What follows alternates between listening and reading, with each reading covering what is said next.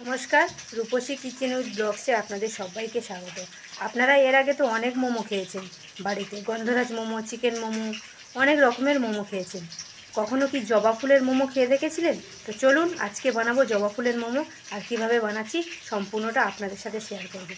আমি এখানে নিয়েছি 10 থেকে 12টা মতো জবা ফুল।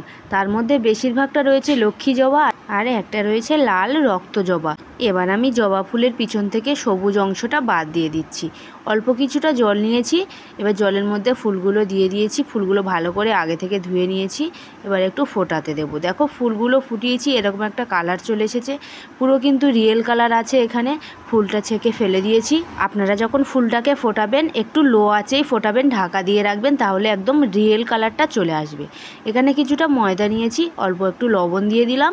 এবারে সাদা তেল দিয়ে ভালো করে ময়াম দিতে হবে। ভিডিওতে আমি যেমন দেখাচ্ছি এইভাবে হাত দিয়ে ঘষে ঘষে আর ভালো করে ডলে ডলে ভালো করে ময়াম দিতে হবে, যতক্ষণ না পর্যন্ত ময়দা থেকে একটা মুঠ মারা যাচ্ছে ততক্ষণ পর্যন্ত। দেখুন এইভাবে মুঠ করলে মুঠ হয়ে যাবে আর এরকম একটা ঝুরঝুরে টাইপের হয়ে যাবে, ততক্ষণ পর্যন্ত কিন্তু ভালো করে ময়াম দিতে হবে। যত ভালো ময়াম দেবেন তত ভালো হবে, কিন্তু মোমোটা একদম সফট হবে আর নরম হবে। এখানে আমি আমার প্রয়োজন মতো ময়দা নিয়েছি, আপনারা একটু বেশি কম করে নিতেই পারেন।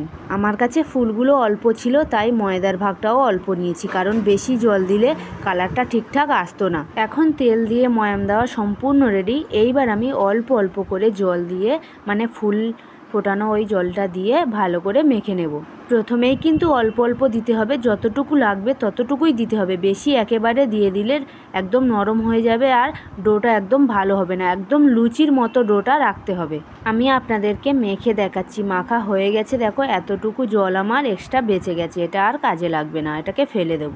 দেখো নরমটা এরকম হাত দিয়ে মাখলে দেখেই নিশ্চয়ই বুঝতে পারছো একদম নরম হয়েছে। এই পর্যায়ে এবার রেখে দিতে হবে।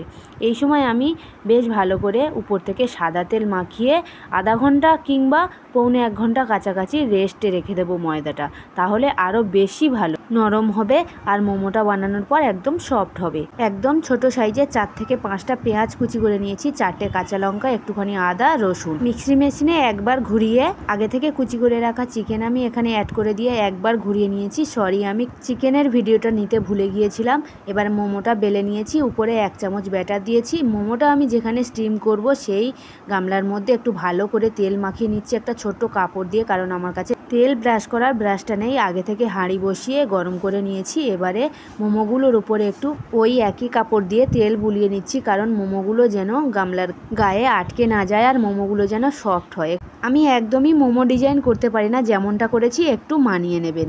জবা ফুল ঔষধি গুণে ভরপুর, চুল ও ত্বকের জন্য খুব কার্যকরী একটা রেমেডি। এতে কোনো রকম সাইড এফেক্ট নেই, তাই এই ফুলের মোমো বানিয়ে খেলে আপনাদের কোনো স্বাস্থ্যের ক্ষতি হবে না। খেতে কিন্তু দুর্দান্ত টেস্ট হয়েছিল, আপনারা একবার এইভাবে বাড়িতে বানিয়ে খেয়ে দেখবেন। সবাইকে অসংখ্য ধন্যবাদ আমার পুরো ভিডিওটি দেখার জন্য।